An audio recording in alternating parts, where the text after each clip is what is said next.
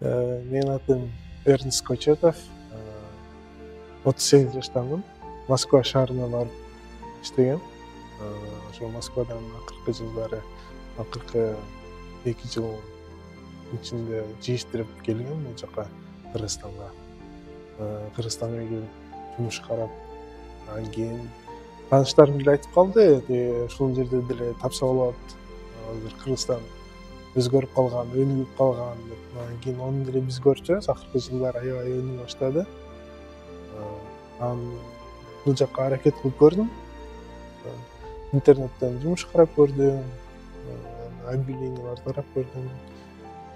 Андан кийин кыргыз индустрия негедир көңүлүмө жакты, кыргыз индустрия. Көңүлүмө жакканынан анан кийин изучать этип аныктап баштадым. Эмне бар, эмне жок экен. Анан кийин баягы өкмөттүн фабрикалары өнүгө баштаптыр. Анан ушу аракет кылып резюме таштап, ошо резюме катары келдим. Келгенде бул жерде с нуля баштап атышыптыр.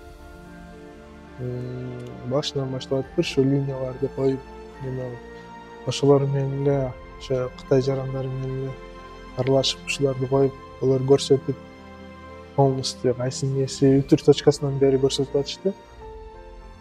Андан кийин принтер сборка кылганды үйрөтүштү.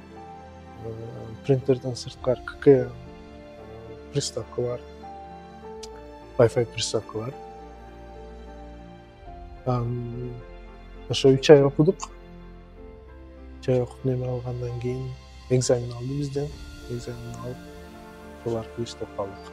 Үй бүлөм аябай кубанычтуу, сүйүнүчтүү, айрыкча балдарым. Баягы өзүмдүн жеримде жүргөн жакшы эмеспи? Тууган урук, дос чыгат дегендей алыстабай, наоборот жакын. Айрыкча ошо балдарым аябай кубанычтуу.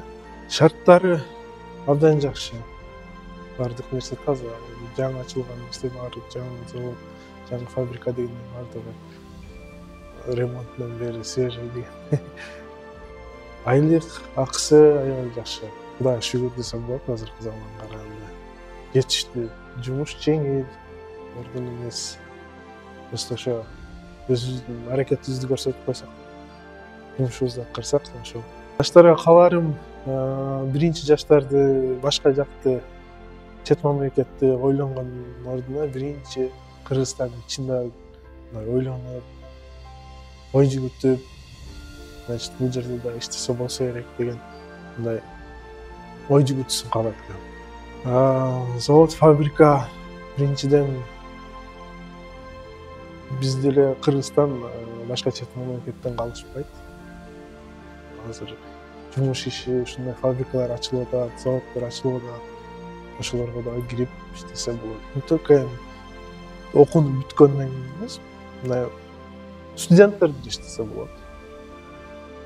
Мен убагымда студент кезде биз аябай кыйналчубуз. Бизде только официант деген жумуш бар болчу, чын айтканда.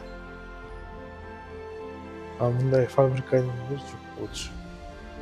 Азыр возможность аябай көп. Кыргызстан өнүгүп атат, чын айтканда.